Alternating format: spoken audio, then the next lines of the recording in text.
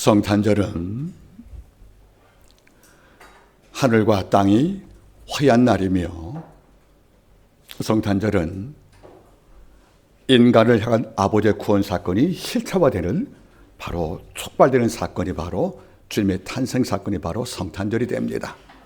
이런 까닭에 인류에게 성탄절은 하나님께서 심판 대신 구원을 택하시고 당신의 아들 성자 예수 그리스도를 이 땅에 보내신 놀라운 파송 사건입니다. 이런 까닭에 저는 가끔 이런 고백을 합니다. 예수 그리스도는 하나님께서 파견하신 최고의 선교사였다.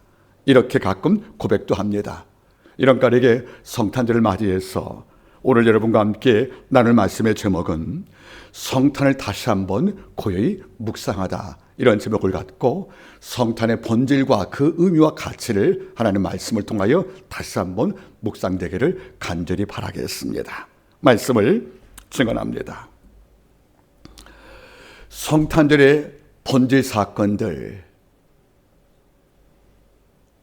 심판의 대상이었던 인간에게 당신의 아들을 대신 심판받기 위해서 아들을 보내신 성부 하나님의 사랑, 이것이 바로 성탄절의 본질이라면, 이 본질과 그 정신에 가장 합당한 문학작품 본다면 1868년 루이자 메이 올컨 여사가 발표했던 작은 아시드라는 소설이 거기에 딱 맞는 소설입니다. 작은 아시들, 모두 47장에 걸친 대하소설이고 이것은 요약본이 됩니다. 성탄절을 맞이할 때 성부 하나님과 우리 성자 예수 그리스도의 사랑과 죽음을 함께 묵상하면서 이 소설이 떠오른 것은 우연이 아니었습니다. 이 소설은 바로 이런 배경을 앓고 있는데, 이 작품 배경이 바로 남북전쟁 당시였다는 것이에요. 그래서 여러분들, 마츠 가문의 아버지 마츠는 전쟁터에 이미 투입되어서 싸움 중에 있었고 그의 아내 엄마가 있었고 네 자녀가 있습니다. 이 네 자녀의 맏이었던 바로 매그 16세입니다. 그 둘째가 었던 바로 조, 셋째가 바로 우리가 아는 메스, 네 번째가 에미라는 네 어린 소녀인데, 그 어린 네 소녀가 아버지가 부탁한 작은 숙녀가 되기 위해서 겪는 성장통, 또 이 모든 과정에 오는 이해와 다툼과 갈등과 화해를, 이걸 다룬 소리 바로 작은 아시드 되는 것입니다. 정말 간곡히 제가 추천드립니다. 자, 그런데 이 큰 작품의 출발점의 그 날이 바로 성탄절이었다는 거예요. 성탄절날 이런 사건이 벌어집니다. 어머니가 성탄절 아침인데 어디 가서 안 오시는 거예요. 네 자매들, 즉 매그와 이 조와 이 베스와 그 에이미가 성탄 준비를 준비하고 있습니다. 음식을 다 잔치를 위해서 마련한 거예요. 물론 그 당시에는 가난했죠. 전쟁터이니까 춥고 모두가 우울한 시였었는데, 성탄절만큼은 우리가 기쁘게 하자고 그래서 네 자매가 엄마 물그릇 아래 음식을 다 준비한 거예요. 아빠의 안녕을 위해서, 또는 우리 가정의 행복을 위해서 성탄 아침 식사를 준비하는데 어머니가 안 오는 거예요. 지나서 1시간 만에 어머니가 들어온 거예요. 순간 네 자매들이, 어린 소녀들이 박수 치면서 메리 크리스마스 하고 엄마를 기뻐하는데 어머니 표정이 약간 어두웠어요. 어머니 이렇게 말합니다. 우리가 아침 성탄 식사하기 전에 너에게 할 말이 있다. 무슨 말인데 물어볼 때 엄마가 이런 말 하는 거예요. 우리 집에서 멀지 않은 곳에 훈멜이라는 그 여사가 아이를 낳았다. 그 아이가 바로 7번째 아들인 거예요. 이미 6명의 아들이 있었고 7번째 아들을 낳았지만은 이가 너무도 가난해서 이 갓 출생한 신생아의 옷 덮을 이런 겉옷도 없는 것이고 6명의 아이가 추워서 난로가 없기 때문에 서로 붙어있는 것을 우리가 바라봤는데 음식은 물론 옷가지와 추위를 덮일 난로가 없더라.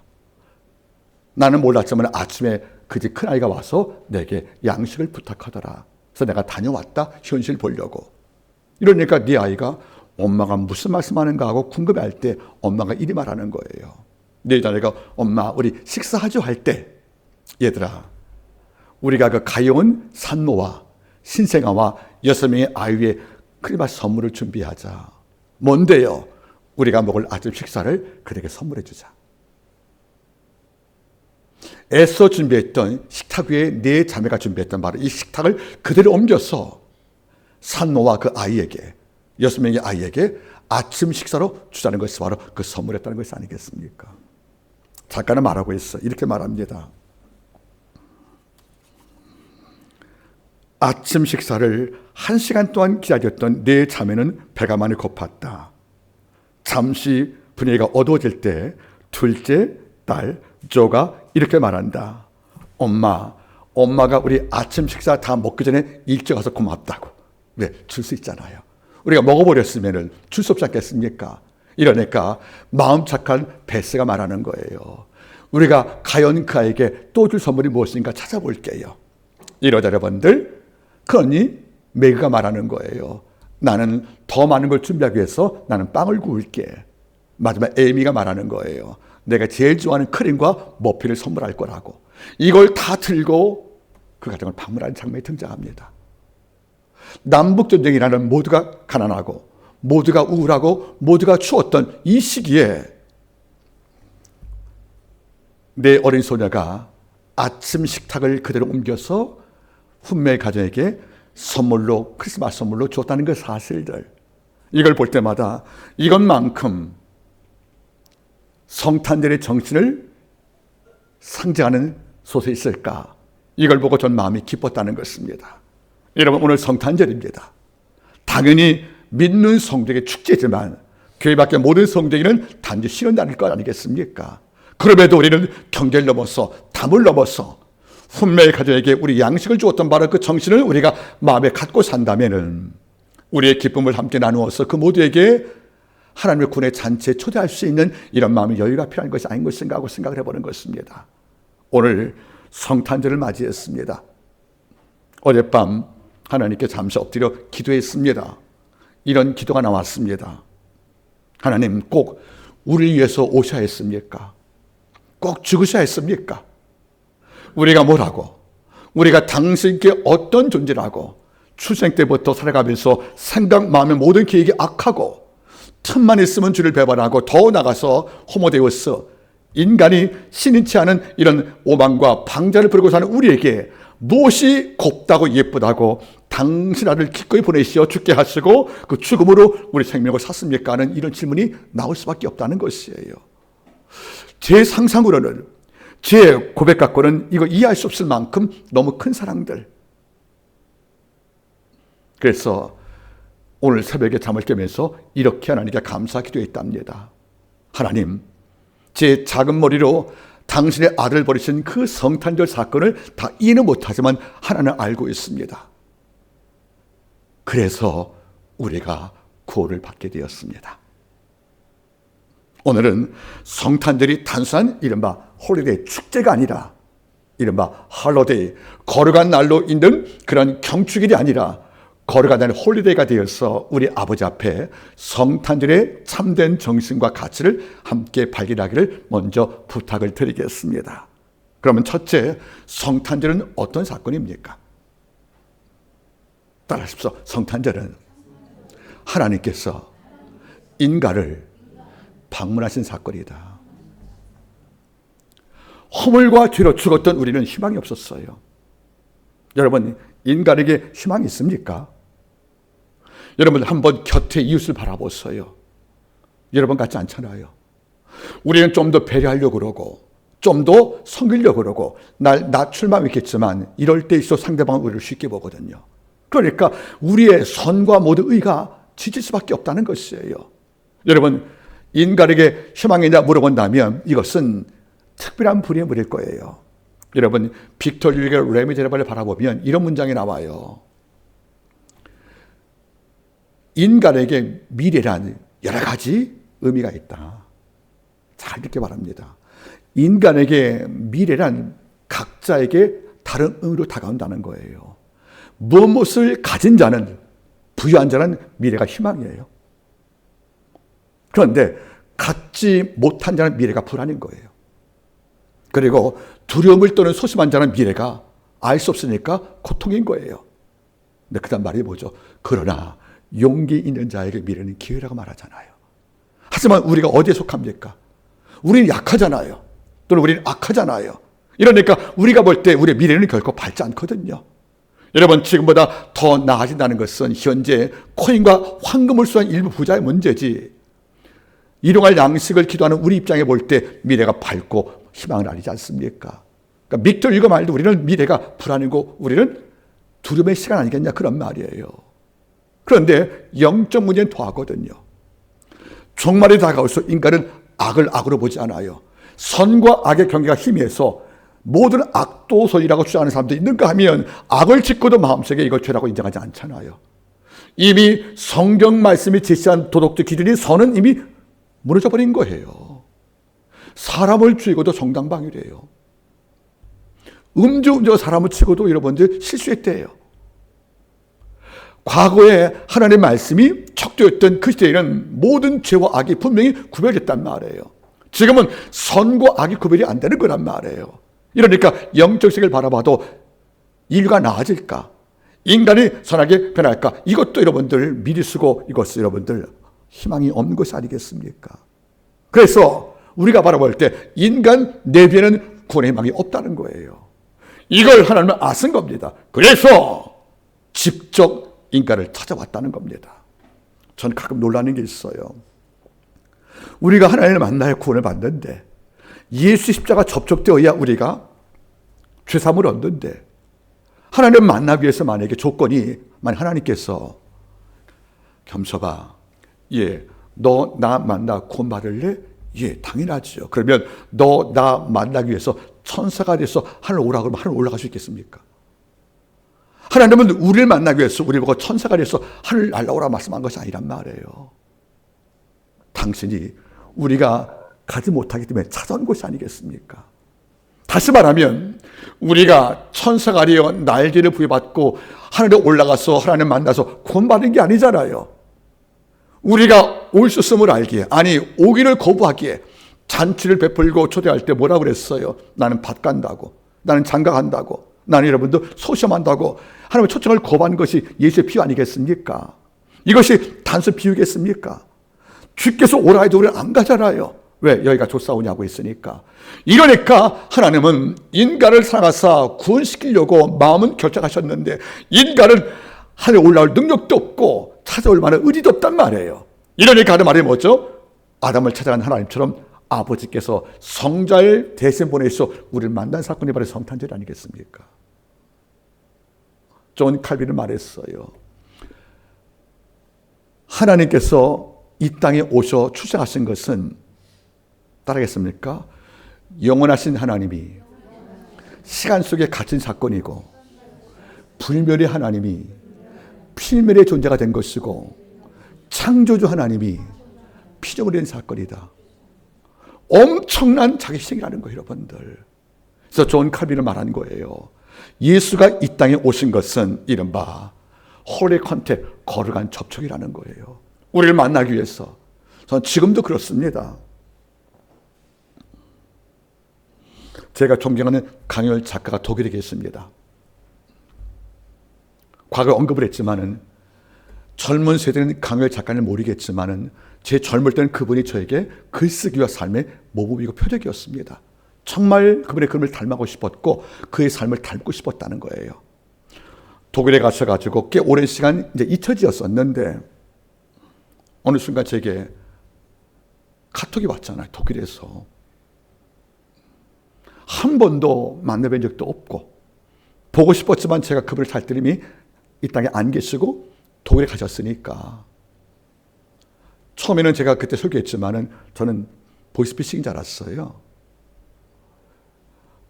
그분이 나하고 어떤 접촉점도 없는데 어떻게 저한테 카톡이 겠습니까? 전화번호도 모르고. 3번, 4번 정도가 계속 카톡이 오는 거예요. 제가 강요열 작가인데 책을 선물하고 싶다가 독일에서. 결국은 답장을 보내봤어요. 혹시 당신이 진짜인지 가짜인지가 모르겠지만 책은 주시면 제가 받겠다고. 이틀 만에 책이 4권이 온 거예요. 뭔가 출판사가 있잖아요. 전화해 봤더니 그분이 연락이 왔대요. 이런 주소로 그분 가정에 책을 보내달라고. 전 지금도 그분이 뵙고 싶어요. 정말 소중한 분이었기 때문에. 그런데 그분이 저를 먼저 찾아왔잖아요. 글로써. 그러니까 너무도 황송하고 너무도 고맙고 미안한 거예요. 그렇다고 제가 티켓 끊고 독일 갈 수는 없잖아요, 여러분들. 그분이 먼저 찾아주니까 전 그 사랑이 너무도 고마운 거란 말이에요. 이거란 말이에요. 우리가 어떻게 하나님께 갑니까? 우리가 어떻게 걸어간 존재 그 앞에 가까이 갈 수 있겠습니까? 이런데 구원의 시작을 위해서 친히 그분이 날 찾아왔다. 나를 만나주셨다. 그리고 내게 당신을 만날 기회를 우리에게 허락하셨다. 이보다 큰 은혜가 어디 있겠냐, 그런 말이에요. 여러분 잊지 마십시오. 성탄절은 하나님이 날 위해 찾아온 놀란 걸어간 접촉의 날입니다. 참 놀란 게 있어요. 아까 소설에서 말했지만은 그 네 아이가 엄마가 부탁을 동의했잖아요, 여러분들. 그렇죠? 엄마 이렇게 해주겠다고. 그럴 때 엄마가 이렇게 말을 해요. 그래, 나는 너희가 그렇게 할 줄 알았어. 우리는 이게 안 돼요. 예수가 오시어도 고맙다고 말하는 거, 그렇게 할 줄 알았지만 주님은 십자가 못 박혔거든요, 여러분들. 그만큼 우리는 하나님을 거부하고 요한의 고백대로 빛이 어둠에 비침에 어둠이 저를, 원문은 뭐죠? 깨닫지 못하더라가 아니에요. 이게 우리말 번역이죠. 원문은 그를 반대하였더라. 우리가 끝까지 범죄해도 끝까지 날 위해 예수 보내시고 말씀을 남기시고 성경을 통하여 성령 안에서 우리를 복음으로 인도하는 이런 사람이 지금도 말씀 바라봤을 경우에 얼마나 감사가 됩니까? 이것은 우리에게 뭐를 말하는 것입니까? 이제는 우리 차례거든요. 우리도 찾아가라는 거예요. 복음 모르는 이방인들에게 쓴뿌리가 나서 예수를 몰려하고 시험 들고 사는 이런 성도를 우리가 찾아가라는 것이 아니겠습니까? 찾아온 그분은 우리 보고 찾아가라고 지금 그의 흔적을 남겨주었다면 성탄절은 우리가 가만히 앉아 여러분들 노래 부르는 이런 정체의 공간이 아니라는 것입니다. 두 번째로 여러분들, 그러면 성탄절의 의미에서 우리는 몇 가지 교훈을 받습니까? 크게 세 가지 교훈을 받습니다. 빌보 2자에 근거하면 성탄절은 첫 번째 우리에게 어떤 교훈과 묵상을 요구하냐면 성탄절 첫 번째 의미가 어떤 것입니까? 따라하세요. 성탄절은 하나님의 자기 비우심. 빌보 2장은 말했어요. 바울의 찬가. 그는 근본 하나님의 본체시나 하나님과 동등됨을 취할 것을 여기지 않고 오히려 자기를 비워 이렇게 말하거든요. 성자 예수 그리스도는 하나님이셨습니다. 이 땅을 지었던 창조주였습니다. 그리고 우리 모든 성도의 기도를 듣고 있는 하나님이십니다.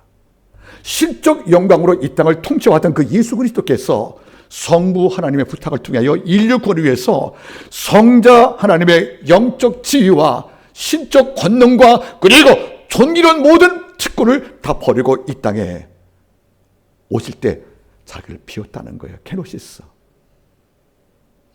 그 누구도 예수 그리스도를 높이 세지 못하도록 철저하게 이 땅에 종된 인간 모습 왔다는 것이 바로 바울의 고백이 아닙니까? 전 놀라운 것이 있어요. 자기를 비웠다. 마땅히 받아야 할 찬양의 대상이신 신적 영광을 보였다는 거예요. 이 땅을 심판하실 백보자 권세의 영광을 비우셨다는 거예요. 그리고 천국에서 영원한 세계를 누리고 살던 이런 영생과 죽음을 모르고 사시는 이런 이른바 불멸 존재의 모든 가치를 버리시고 십자가 죽게 이 땅에 오신 것이 아니겠습니까? 전 놀라운 거예요. 자기의 전부를 비웠다. 여러분 잘 보겠습니까? 중간 계층에 내 신분을 버렸다는 게 아니에요.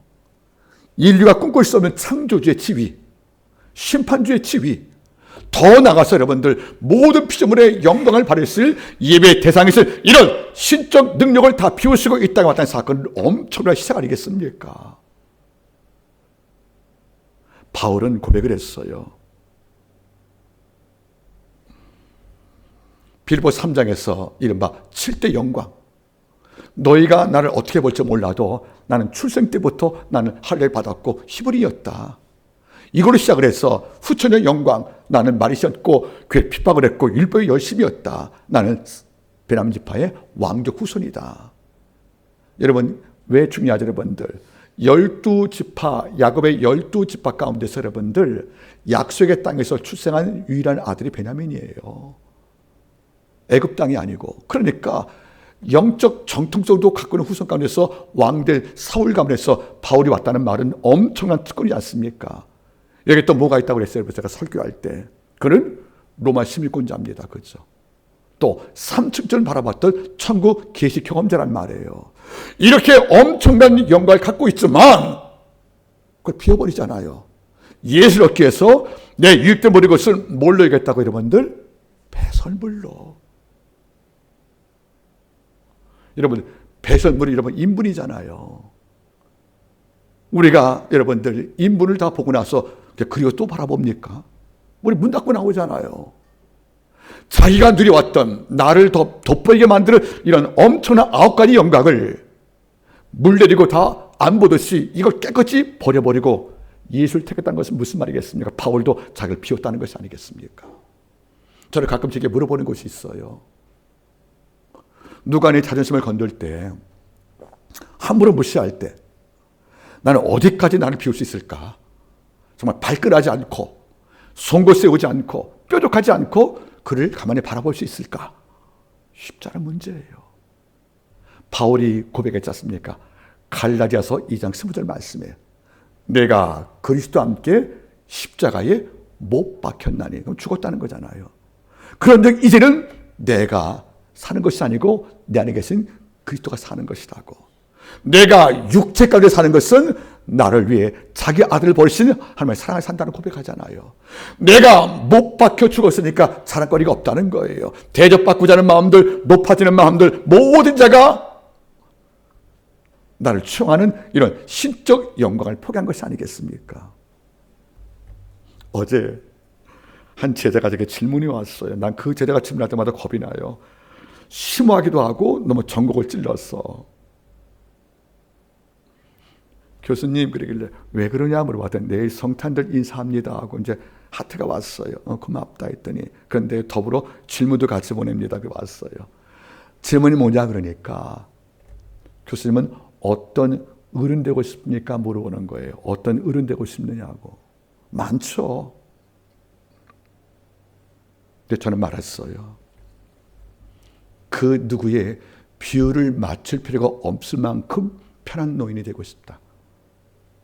어떤 분은 자기 비율을 맞추라는 거예요. 얼마나 힘들어요, 여러분들. 내가 모든 자에게 내 비율 맞추라고 그러면 어떻게 살겠습니까? 눈치 안 보겠어요, 여러분들. 그러나 십자가 못 박힌 경험이 있다면, 나를 피워버렸다면 누군가 너 내 비율을 맞춰야 돼. 못 맞추면 분개하고 화를 낸다. 이거 힘든 문제 아니겠습니까? 이러니까 우리가 언제 큰 잠입니까? 따라하시는 분들, 낮아지면 넓어진다. 나를 낮추면 넓어지는 거예요. 왜? 다 깎여 나갔으니까, 자존심도. 산 위에 집 못 지는 거예요. 산을 깎아야 평면이 오고 그게 집 짓는 것이 아니겠습니까? 산이 깎여야 평지가 있고 넓어지고 집을 짓지 않겠습니까? 내 안에 고집, 자존심과 이런 혈기들, 이런 것을 모두 깎고 낮춰야 내가 넓어지는 것이고, 이런 자는 그 누구한테 내 피에 맞춰 말을 하지 않는 거란 말이에요. 어떤 노인이 제일 큰 노인입니까, 여러분들? 어떤 자가 큰 어르신입니까? 저분을 굳이 비를 안 맞춰 드려도 달라 이해해 줄 거야. 이게 큰 거 아니겠어요, 여러분들? 주님은 어떤 분이란 말이에요? 그분께서는 자기를 비웠단 말이에요. 그 성경 마저 이사에서 그는 둘레지도 아니하며. 여러분, 둘레란 말이 뭡니까, 여러분들? 쉽게 화내는 거예요. 또 뭐라고 그래요? 도달 끌려가는 양같이 침묵했다는 거예요. 그 양으로 끌려갈 때, 주라는 걸 때 울지도 않았다는 것이 아니겠습니까? 어디 있겠으면 너는 내게 와서 배우래요. 나는 마음이 온유하고 겸손하다는 것이 아니겠어요, 여러분들? 겸손 자체가 무슨 말입니까? 자기를 깎았다는 말이거든요. 여러분, 성탄절 사건은 단순히 예수가 태어나셨어, 이것을 넘어서 그 속에 함의 깊은 의미가 있다는 거예요. 질문화되는 것입니다. 너는 비울 수 있느냐고요. 욕심, 우리를 추하게 만드는 야망들, 우리를 초라하게 만드는, 대접받고자 하는 마음들, 우리에게 자기 비움을 이 시간 묵상하기를 바랍니다. 두 번째는 어떤 사건이에요? 자기 낮아지심. God self-low. 자기를 낮춘 거란 말이에요, 여러분들. 빌보 2장은 다시 말합니다. 그는 근본 하나님의 본체시나 하나님과 동등됨을 여기지 아니하시고 오히려 자기를 비어 종의 형체를 가져 사람처럼 되었단 말 나오잖아요. 종이란 말은 뭡니까? 가장 낮은 신분을 말하는 거예요. 나를 낮췄단 말은 무슨 말이겠습니까? 이것은 섬기겠다는 거예요. 여러분, 종의 직분이 뭡니까? 섬김이잖아요. 그러니까 예수께서 날 낮춘 건 뭡니까? 죄인 인류의 구원을 위해서 섬겨왔다는 거예요. 여러분들, 우리가 마가복음 10장 45절 말씀 알잖아요, 여러분들. 인자가 온 것은 섬김을 받으려면 아니라 섬기려 하고 도리어 자기 목숨을 만나기 위해서 대승물로 주기 위함이라고. 도리어 섬기란 말은 무슨 말입니까? 종이 됐단 말이잖아요. 종은 뭐죠? 나를 낮춘 것을 말하는 것입니다. 여러분, 거듭난 성도가 언제는 자존심이 필요할 때가 있어요. 복음이 회방을 당할 때, 교회가 모욕을 당할 때, 그리고 악이 선을 지배할 때는 부단히 싸우고 고집을 세워야 됩니다. 그러나 성도 사이에는 그 자존심 별 쓸모가 없는 거예요. 개인의 감정 낭비하고 개인의 감정 고통당하는 이런 일을 선택하지 말라는 것이 아니겠습니까? 이러면 다시 말할게요. 부부간에 형제가 싸워서 이겨서 뭐 할 거예요, 여러분들? 다시 한번 따라하세요, 여러분들.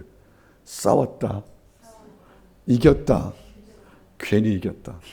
그게 맞는 말. 이겨서 뭐 할 겁니까, 여러분들? 이겨도 여러분들 우는 아내 볼 때 기쁩니까? 상처받은 아이 볼 때 여러분들 행복합니까, 여러분들? 결국 내 고통이잖아요.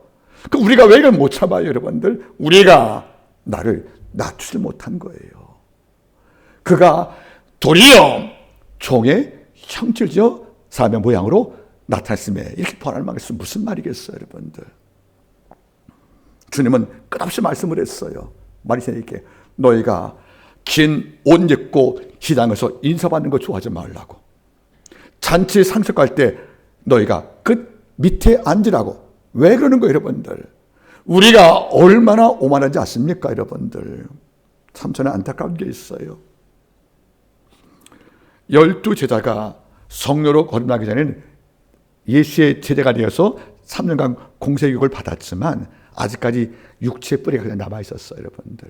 그래서 뭘 느꼈냐면 주께서 사마리아 마을을 지나갈 때 사마리아인들이 막았잖아, 길을. 안 터준 거예요. 역사 이후로 사마리아인들이 유대인에게 개취급 받았고 유대인들이 사마리아인을 교제 금지했기 때문에 이미 인권적 모독을 많이 당했거든요. 이러면서 내 땅을 지나간다? 허락이 안 돼서 길을 막은 거예요. 그러니까 주님은 그걸 이해하기 때문에 가만히 계셨는데, 여러분들, 우리의 아들 보아너기였던 야고보와 요한이 뭐라고 그랬습니까? 선생님, 우리가 하나님 명하여 불을 내려서 다 태워버릴까요? 이게 얼마나 오만한 거예요. 주님은 사마리아 끝까지 생명을 살려 왔는데 제자는 그 생명을 죽여버리세요. 예수가 오신 목적과 더 상받는 이유를 말할 때 주님이 뭐라고 그래? 박수셨습니까? 꾸짖고 하신 말씀이 우리가 다른 길로 돌아가져 있지 않습니까? 다른 길로. 이거예요, 여러분들. 우리는 어느 순간부터 내가 불내리어서 상대방을 죽일 수 있는 자격이 있다고 생각하는 거예요. 여러분, 국가에서는 법으로 판사와 변호사 외에는 인간의 생명을 다룰 수 있는 법적 권한 조직이 없어요, 여러분들. 근데 우리는 매일매일 정죄하지 않습니까? 그 정죄하고 비판하고 우리 상대방을 모욕 줄 것은 왜 그래요? 내가 높다고 생각을 하는 거예요. 나는 그럴 자격이 있다고 생각하는 것이 아니겠습니까? 이건 우스운 예지만은 용서하기 바랍니다. 저는 근래 그 트로트 열풍에 보면서 좀 약간 안타까운 게 있어요. 물론 노래를 좋아하는 민족이니까 뭐 어쩔 수 없는데, 방송 곳곳마다 자꾸 모든 방송이 이제 트로트 방송이 나오다 보니까 뭘 느끼냐면 좀 식상하기도 하고, 어떤 경우는 왜 문화가 한쪽으로 몰입이 되지? 선전 문화의 공통점은 견제와 여러분 균형인데 어떻게 모든 것이 뭐 말라드도 있고 재즈도 있고 여러분들 비트도 있고 또 락도 있는데 어떻게 한국은 트로트를 안 부르면 가수가 못 되는 것이에요. 근데 더 우스운 것은 노래쯤 한 분이 나와서 이제 예심을 통과하고 노래하잖아요, 여러분들. 이거 심사하는 심사위원이 한 있으면 앉아있지 않습니까? 이렇게 보고 나면 심사위원들이 노래를 평가할 때 박자에 문제가 있고 음정, 감정을 다 말할 때 전 속으로 혼자 그래요. 사실 당신보다 그 노래를 더 잘했는데. 그러니까 심사위원들이 사실은 실력이 더 없는 거예요. 그런데 평가관들이 볼 때 이게 우리 모습이란 말이에요. 우리가 얼마나 높다고 고귀하다고 쉽게 사람을 판단 정지하는 자리에 올라가서 나를 못 낮출까? 이게 문제인 것이 아니겠습니까? 여러분 끊임없이 여쭤보세요. 내가 아내에게 내 형제 자녀에게 분할 자격이 있는가? 내가 이 땅 모든 범죄한 자에게 내가 더 양심을 갖고 나서 그 자를 정죄하고 비판할 이런 순수한 도덕성을 갖고 있는가 물어본다면 우리 별로 없잖아요, 여러분들. 우리는 너무 쉽게 상대방을 평가하고 비판한단 말이에요. 이게 뭐죠? 자기의 낮춤, 나를 낮추는 이런 삶을 우리가 포기한 것이 아니겠습니까? 존 오웨이라는 미국 시대 미국 천국의 신학자가 있습니다. 이 존 오웨이는 그의 쓴 글 가운데 제일 큰 글이 뭔지 아십니까, 여러분들? 이른바 죄 죽이기. 이런 글로 신학의 한 획을 그은 분이에요. 죄를 죽여라. 이거 아니겠습니까, 여러분들? 근데 참 그래, 그 사람들은 자기는 아침에 잠을 깨면 내 속에 죽일 죄를 찾았대요. 물론 그게 심하다면 율법죄가 되는데 이분은 경건했어요. 그래서 아침에 잠을 깰 때마다 기도했다는 것은 뭐죠? 아버지, 지금도 몰래 숨어있는 내 안에 이 죄를 발견해서 이 죄를 죽이게 도와달라고.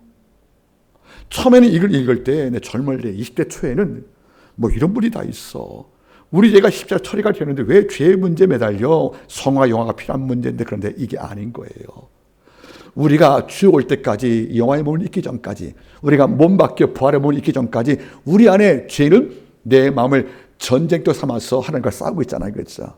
여러분 토이테퍼스의 그 가운데 이런 말이지 않습니까? 따라서 여러분들, 악마는 하나님과 싸운다. 그 싸움의 장소는 어디라고? 인간의 마음이라는 거예요. 우리가 조금만 긴장을 놓으면 다 뿌리 뽑아 또 믿었던 이런 시기가 쑥 올라오는 거예요. 우리가 조금만 영적 생활에 소홀히 하면 이미 없다고 믿어왔던 질투들, 그리고 욕망과 야망이 또 부활해 있는 거예요. 우리의 영만 부활하고 죄도 부활하고 있다는 거예요. 그래서 끊임없이 여러분들 피를 뽑듯이 존 오웨이는 좀 더 주께 가까이 가려고 아침마다 기도했대요. 여러분들, 아버지여, 나의 낮춤을 방해하고 교만을 이끌어가는 이런 죄가 있는 내 속을 살피사 그 죄를 매일 주께 도와달라고 기도하는 것이 아니겠습니까?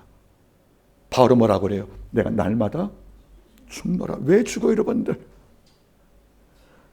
영적 바울이 있고 육적 바울이 있잖아요. 옛구스 바울. 이것이 영적 바울이 나를 죽일까 봐 내 겸손과 내 성김을 막고 있는 내 속의 악을 끊임없이 발견해서 이걸 죽이는 데일리 맵티즘, 매일매일 세례받는 삶을 산 것이 아니겠습니까?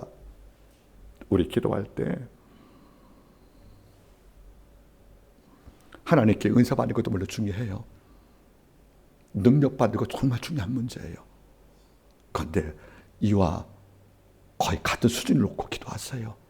내가 버릴 게 무엇인가를, 내가 왜 나대지 못하는가를, 내가 왜 타페이로서 겸손하지 못하는가를, 왜 내 말이 공격적이면 내 표정이 이렇게 사나우며 내 모든 행동이 그렇게 남에게 가시와 창리여서 고통을 주고 있는지, 내 속에 처리가 안 될 이런 육성을 끝까지 붙들고 싸울 수 있는 이런 자격증은 필요한 것이 아니겠습니까?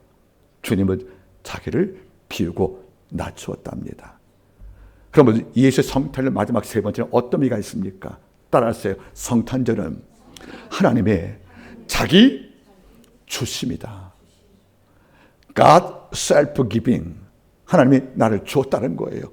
십자가에 죽으시고 당신 피와 살 먹고 우리 보고 살라고 당신 전부를 줬다는 것이 아니겠습니까? 전 참 아까 말했잖아요.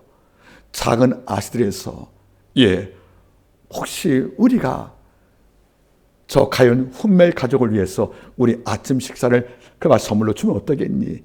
내 아이가 다 찬성했잖아요. 그때 엄마가 뭐라 했답니까? 난 너희가 그렇게 할 줄 알았어. 이게 뭐죠? 자기 주심이란 말이에요.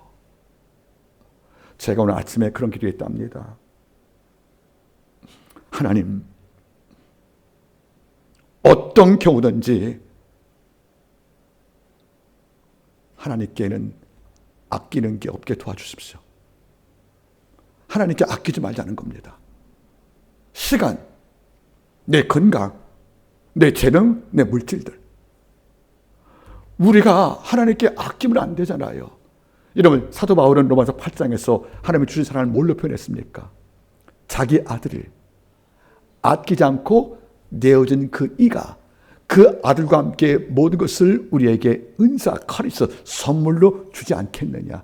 아들만 준 것이 아니라는 거예요. 성령을 줬고 성령의 은사를 줬고 성의 열매를 주었잖아요. 그분은 우리에게 이른바 올, 전부를 주었다는 겁니다. 근데 우리는 전부 주신 God self-giving, 자기를 주신 그 하나님을 우리가 잊어버리고 아버지 앞에 손을 떨거든요. 아까워서. 내가 바쁜데 어떻게 교회 봉사하냐고. 이렇게 말 틀다 말하는 게 아니에요. 그럴 수 있어요. 그런데 근본적으로 바라볼 때 우리가 자기를 너무 아끼는 거 아닙니까? 좀 죽게 충성하다가 몸 피곤한 것이 그렇게 억울합니까? 주의 백성의 선교사에게 동참하다가 여러분들 핍박을 받는 것이 그렇게 여러분 손해고 힘든 일입니까, 여러분들? 우리가 제가 늘 하는 말이잖아요. 여러분 기억나죠? 사람 각자마다 최선이라는 기준이 다 다르다고. 어떤 분은 하루에 10분 기도하는 게 자기 최선 다했다 그래요. 물론 맞아요. 본인의 최선이니까. 그러나 목자로서 또는 선교사로서 여러분들, 바울은 뭐라고 그래요? 쉬지 말고 기도하라고. 이것이 바울 입장에서 최선이거든요. 어떤 분은 부모님께 1년에 한 번 전하고도 최선 다했대요. 어떤 분은 매일 인사하고도 이것이 최선에서 늘 손과 마음이 있대요. 여러분 각자마다 최선 다르잖아요. 그런데 왜 우리는 나의 최선의 그 기준을 자꾸 낮추단 말이에요, 여러분들. 거룩의 기준도 낮추고 충성 기준도 낮추고, 그래서 여러분들 밑자를 성과 똑같은 수로 내 최선수를 낮춘다면 아버지가 기뻐할 게 뭐겠냔 말이에요, 여러분들. 여러분 잘 보십시오. 예수님의 달란트 비유 가운데서 5개, 2개, 1개 받았잖아요. 1개 받은 자를 놔두고 전 2개 받은 자에게 한번 주목하려고 그래요. 5개를 받을 때 주가 말씀했죠. 능력대로 주었다고, 능력대로. 그러니까 5개 받은 자는 이마 상업의 신인 거예요. 귀신. 장사 다 했단 말이에요, 여러분들. 그러면 2개 받은 자가 어떤 마음이겠습니까? 1개 차이도 아니고, 자기는 적게 많이 주고 1개 차이잖아요. 2개, 1개니까. 자기는 제일 잘한 자가 몇 개 차이예요? 3개 차이예요. 3개 차이라면 여러분들 엄청난 능력 차이가 있다는 것이 아니겠어요, 1개가. 이름에도 여러분들 나는 2개 받았으니까 5개 받은 자와의 3개 차이니까 나는 적당히 해서 2개만큼 남길래, 이게 아니잖아요, 여러분들. 5개와 똑같이 최선 다 있다는 거예요. 그러니까 칭찬도 같은 것이 아니겠습니까? 여러분 제발 우리의 거룩의 기준을 낮추지 말란 말이에요.